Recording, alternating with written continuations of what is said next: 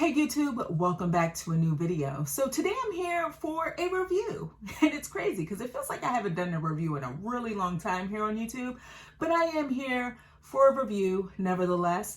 Last year I told myself I wanted to be more consistent on YouTube and wanted to upload more videos that just weren't monthly pickup videos, right? So I wanted to figure out a way that I can incorporate some of the things that I enjoy into this video game YouTube channel. One of the things, for those of you that don't know, that I like to do in my spare time when I have it is read. I really do enjoy reading. Always been like that since I was a kid. Kind of fell off when I became an adult, but I'm back into the swing of things. Last year I read 50 books, and it's just so soothing. Reading warms my heart, right?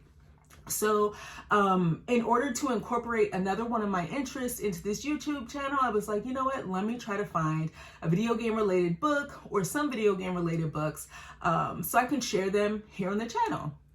Some of you might like to read as well, right?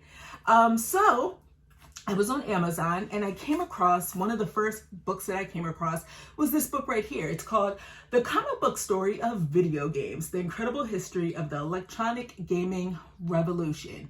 It is written by Jonathan Hennessy and the art is done by Jack McGowan. This book is basically what you would expect.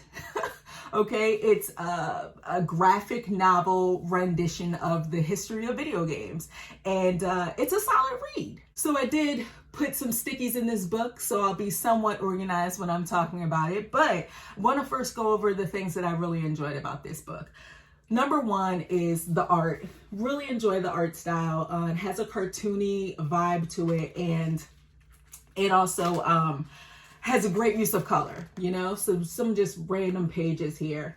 I also love the fact that this book spotlights not only video games, certain video games, but it spotlights consoles and industry leaders, okay? So this particular page right here, if you can see right here, this was the first video game. It's called the Cathode Ray Amusement Device, and it came out in 1947. Never heard of this before in my life, but I thought it was really cool. It came out in 1947, and just consider the fact that it's the first video game way back when. It was basically used as radar, right? So later on down the line, it was put into warplanes and used as radar. That's pretty awesome. When it comes to industry leaders, for example, you have here Jerry Lawson. You guys can see that hopefully. And you have some panels here, and it gives you a little fun fact, some fun facts about them. And also, when they were younger. And of course, Lawson was in charge of the Fairchild Channel F, which is pretty cool. Also touches on like Nolan Bushnell, who else? Miyamoto's in there. I mean, there's a lot of people that they touch on, but I will say, it's not super in-depth, right? So it does just highlight some of the industry leaders that we know and love, and some other ones as well. Another thing that I thought was super fun and cute throughout this book was just random video game references. So if you guys can see here, you have Professor Egads from the Luigi's Mansion series, just randomly up in there sometime around the 40s. You also see like Sonic sporadically somewhere throughout the panels.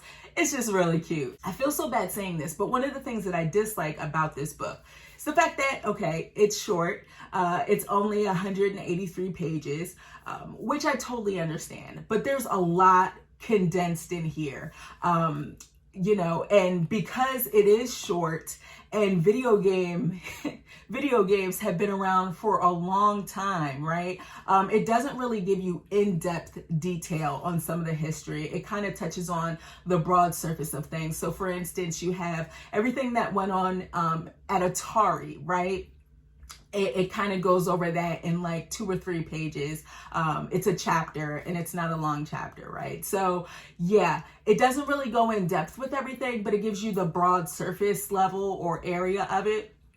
which is fine, but considering the fact that the art is so nicely done, I would have appreciated maybe like a series of these books, because it does, like I said, it talks about Atari, it talks about the arcade phase in the 80s. 70s, 80s, even into the 90s. It talks about Nintendo has its own chapter and the drama that went on between Nintendo and Sega. Again, all of that stuff is kind of like the surface level of it. You know, it doesn't really get in depth.